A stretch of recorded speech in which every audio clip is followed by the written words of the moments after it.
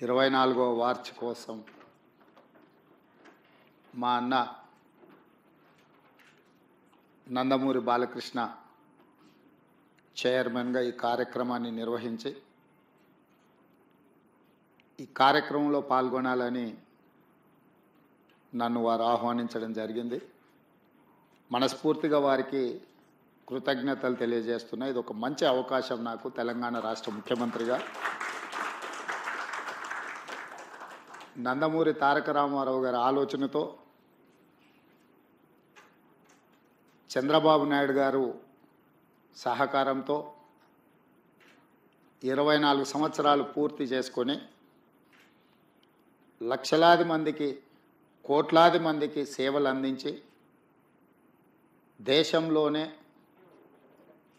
ఆదర్శంగా నిలబడే విధంగా తీర్చిదిద్దిన ఈ సంస్థ మీరు నిర్వహించే కార్యక్రమంలో పాల్గొనడం నాకు చాలా సంతోషాన్ని ఇచ్చింది. నాతో పాటు ఈ కార్యక్రమంలో నామ నాగేశ్వరరావు గారు, విశాఖపట్నం పార్లమెంట్ సభ్యులు యువమిత్రుడు భరత్ గారు, నూరి దత్తాత్రేయులు గారు, ప్రసాద్ గారు, ఇతర మిత్రులు, బసవతారకం సిబ్బంది, నందమూరి తారక రామారావు గారి అభిమానులందరికీ కూడా నేను మనస్ఫూర్తిగా అభినందనలు తెలియజేస్తున్నాను.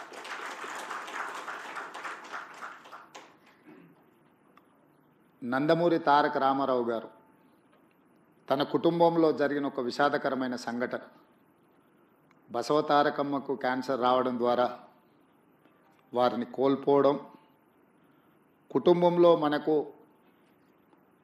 అత్యంత ప్రీతిపాత్రమైన వ్యక్తులను కోల్పోతే ఆ బాధ దుఃఖం తెలిసిన వ్యక్తిగా ఇంకెవరికి ఇట్లాంటి బాధ ఉండకూడదు, వీలైనంత మేరకు పేదలకు సేవలు అందిస్తూ వాళ్ళ కుటుంబాలను ఆదుకోవాలన్న ఆలోచనతోటి 1988-89లో ఈ ఆలోచనకు పునాది పడ్డది. ఆ ఆలోచన ముందుకు సాగకపోయినా 2000 సంవత్సరంలో నారా చంద్రబాబు నాయుడు గారు రెండవసారి ముఖ్యమంత్రిగా బాధ్యతలు చేపట్టిన తర్వాత ఆనాటి ప్రధానమంత్రి అటల్ బిహారీ వాజ్పేయి గారిని పిలిపించి ఈ సంస్థను ముందుకు తీసుకెళ్ళాలి, నందమూరి తారక రామారావు గారి యొక్క ఆలోచన సంక్షేమము అభివృద్ధి విధానాలను కొనసాగించాలని వారు పట్టుదలతో ఆనాటి దేశ ప్రధానమంత్రిని ఇక్కడికి రప్పించి ఈ యొక్క గొప్ప అద్భుతానికి పునాది వేయడం జరిగింది. ఆనాటి ఆలోచనను నందమూరి తారక రామారావు గారు నిస్వార్థంగా ఎలాంటి లాభం కానీ ఎలాంటి స్వార్థం కానీ లేకుండా తెలుగు ప్రజలకే కాదు ఈ దేశంలో ఉండే ఎవరికైనా క్యాన్సర్ అంటే ఒక మహమ్మారి, అది ఒక మందు లేని జబ్బు, క్యాన్సర్ అంటే ఒక భయం ఉన్న సందర్భంలో లేదో దీన్ని నివారించవచ్చు, నిలువరించవచ్చు, నయం చేయొచ్చు అనే నమ్మకాన్ని కల్పించడానికి వారు ఒక నిర్ణయం తీసుకొని ఆ నిర్ణయాన్ని ముందుకు తీసుకెళ్తూ ఇవాళ క్యాన్సర్ వచ్చిందంటే కూడా భయపడకుండా హాస్పిటల్స్కి వచ్చి ట్రీట్మెంట్ చేసుకొని పూర్తిగా బాగు చేయించుకొని నవ్వుతూ బయటకు వెళ్ళే పరిస్థితిలో ఈరోజు ఈ తెలంగాణ రాష్ట్రంలో హైదరాబాద్ నగరంలో దేశంలో ఉండే వాళ్ళకి ఎంతోమందికి మేలు జరుగుతుంది అని అంటే ఆ రోజు వారు ఏ కళ అయితే కన్నాడో, ఏ విధంగా అయితే పేదలకు సహాయాన్ని అందించాలని వారు ఆలోచన చేసిండ్రో ఈరోజు అది అమలు జరుగుతుంది. తప్పకుండా స్వర్గంలో నందమూరి తారక రామారావు గారు మనల్ని అందరినీ ఆశీర్వదిస్తాడు. ఇక్కడ ప్రధానంగా ఇందులో భాగస్వామ్యం పంచుకొని ఈ నిర్వహణలో, ఈ నిర్మాణంలో ఆర్థిక సహాయాన్ని అందించడమే కాదు, ఇక్కడ సేవలు అందిస్తున్న సిబ్బందికి కూడా ఎప్పుడూ వారి ఆశీర్వాదం ఉంటుంది అని చెప్పి నేను బలంగా విశ్వసిస్తున్నాను, నమ్ముతున్నాను. అదేవిధంగా ఈ సంస్థకు సంబంధించిన లీజ్ విషయంలో కానీ ఇతర అనుమతుల విషయంలో కానీ వారు నా దృష్టికి తీసుకొచ్చినంబడే క్యాబినెట్లో పెట్టి తక్షణమే క్లియర్ చేసిన. ఎందుకు అంటే ఈనాడు కొన్ని ప్రత్యేకమైన పరిస్థితుల్లో మేము ఉన్న ఈ హోదా, ఈ గౌరవం వారు ఏ స్వార్థం లేకుండా ఏర్పాటు చేసిన ఒక రాజకీయ పార్టీ మాకందరికీ అవకాశం కల్పించింది. ఆ ఆలోచనను, ఆ విధానాన్ని ఆ సంస్థలో పేదలకు సేవ చేయాలన్న ఆలోచనను అలవర్చుకున్న మేము తప్పకుండా ఇట్లాంటి కార్యక్రమాలకు అండదండగా నిలబడడం జరుగుతుంది భవిష్యత్తులో కూడా. అదేవిధంగా ఈ వేదిక మీద నుంచి ఒక్క మాట చెప్పదలుచుకున్నాం.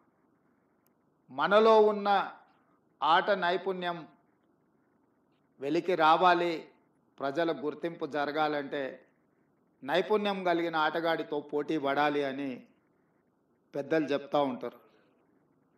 ఈరోజు పక్క రాష్ట్రంలో నారా చంద్రబాబు నాయుడు గారు ముఖ్యమంత్రిగా బాధ్యత చేపట్టిన తర్వాత అభివృద్ధిలో, సంక్షేమంలో వారితో పోటీ పడి ఈ రాష్ట్రాన్ని ముందుకు నడిపించే అవకాశం నాకు వచ్చింది.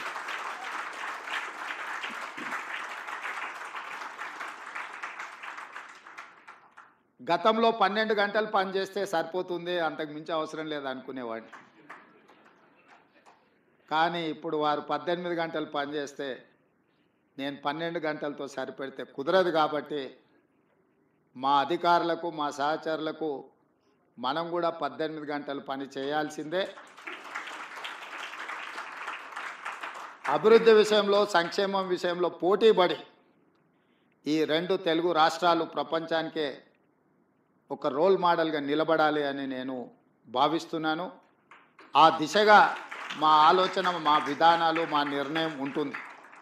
అందులో భాగంగానే తెలంగాణ రాష్ట్రంలో చాలా హాస్పిటల్స్, అంటే ఇది Hyderabad is the hub for hospitals, కానీ నా ఆలోచన హెల్త్ టూరిజం హబ్ను ఒకటి క్రియేట్ చేయాలని మా ప్రభుత్వం ఆలోచన చేస్తుంది.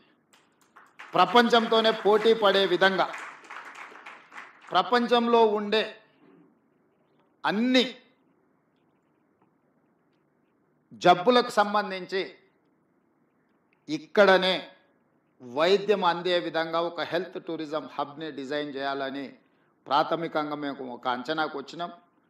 శంషాబాద్ ఇంటర్నేషనల్ ఎయిర్పోర్ట్ చుట్టుముట్టూత స్థలాన్ని సేకరించి ఒక 500 నుంచి 1000 ఎకరాలలో ప్రపంచంలో ఉండే రాణించిన ఈ రంగంలో పేరుగాంచిన సంస్థలను అన్నిటిని కూడా రప్పించి అక్కడ వాళ్ళకు అనుమతులు ఇచ్చి ప్రపంచ దేశాలలో నుంచి ఎవరైనా హైదరాబాద్కి వెళితే ఎలాంటి జబ్బుకైనా వైద్యం అందుతుంది అనే విధంగా తీర్చిదిద్దాలన్న ఆలోచన మా ప్రభుత్వం చేస్తున్నది.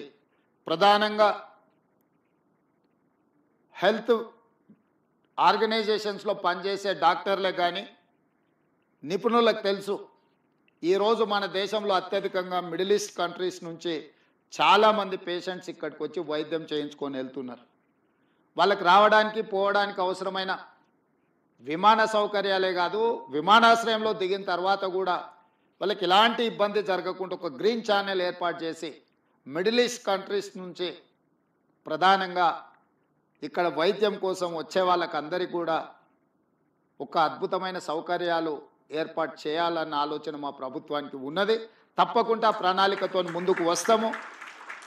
ఆ ప్రణాళికలో భాగంగా ఇంతకుముందు అన్న బాలకృష్ణ గారు, నామ నాగేశ్వరరావు గారు బసవతారకం క్యాన్సర్ హాస్పిటల్కి అదనంగా ఇంకా కొంత స్థలాన్ని కేటాయిస్తే మేము సేవల్ని విస్తరిస్తామని వారు చెప్పడం జరిగింది. ఆ హెల్త్ టూరిజం హబ్లో తప్పకుండా బసవతారకానికి స్థలాన్ని కేటాయించి ప్రపంచంతో పోటీపడే తెలంగాణ రాష్ట్రంలో మీ పాత్ర తప్పకుండా ఉంటుంది, మీ సేవల్ని తప్పకుండా వినియోగించుకోవాలని మా ప్రభుత్వం భావిస్తుంది. మొదటి తరం నందమూరి తారక రామారావు గారు రెండవ తరం చంద్రబాబు నాయుడు బాలకృష్ణ గారు, మరి మూడవ తరం మా మిత్రుడు భరత్ అండ్ లోకేష్ బాబు ఏం చేస్తారో చూడాలి. ఇది వాళ్ళ బాధ్యత. ఎందుకంటే వారసత్వంగా సంక్షేమము, రాజకీయము ఏదైతే అనుకుంటున్నారో సేవ చేయాలన్నది కూడా వాళ్ళదే బాధ్యత. ఎన్టీ రామారావు గారు సినీ రంగంలో వారు అడుగు పెడితే వారితో పోటీ పడిన వాళ్ళు లేరు. రాజకీయాలలో వారు అడుగు పెడితే వారు సాధించనిది లేదు. ఈ దేశంలో ఈనాడు సంకీర్ణ రాజకీయాలకు పునాది పడ్డది కేంద్ర స్థాయిలో, రాష్ట్ర స్థాయిలో అంటే national front, United front, NDA లాంటి ఈ సంకీర్ణ రాజకీయాలకు పునాదులు వారు వేసిండ్రు. ఈరోజు దేశ రాజకీయాలనే సంకీర్ణ రాజకీయాలు ఈరోజు నడిపిస్తున్నారు. అదేవిధంగా సంక్షేమం. ఈరోజు బసవ తారకం ఆసుపత్రి అయినా, ₹2 కిలో బియ్యమైనా, 50 రూపాయలకు హార్స్ పవర్ రైతులకు ఇవ్వాలన్న ఆలోచన అయినా, జనతా వస్త్రాలైనా, పేదవాడికి కూడు గుడ్డ ఉండాలి అని ఒక గొప్ప మనసుతో, ఒక గొప్ప ఆలోచనతో నందమూరి తారక రామారావు గారు సంక్షేమాన్ని కూడా మనకు వారసత్వంగా ఇచ్చింది. అందుకే యువమిత్రులు లోకేష్ అండ్ భరత్కి నా సూచన, సినీ రంగం ఎలాగూ మా బాలకృష్ణ గారు చూసుకుంటారు, అది వదిలేసి రాజకీయం, సంక్షేమం వీళ్ళిద్దరూ ఇంకా ముందుకు తీసుకెళ్ళాలి. వారికి బ్రాహ్మణి గారు, తేజు వీరు కూడా బాధ్యత తీసుకొని ఈ కార్యక్రమాన్ని ముందుకు తీసుకెళ్లాలని వారికి సూచన చేస్తూ ఇంత మంచి కార్యక్రమాన్ని ఏర్పాటు చేసి మా బాలయ్య బాబు గారు 25వ వార్షికోత్సవానికి రావాలని వారు ఆహ్వానించారు. కానీ చైర్మన్ బాలకృష్ణ గారికి నేను ఇంకొక మాట ఇస్తున్నా, 30వ వార్షికోత్సవానికి కూడా నేనే వస్తా.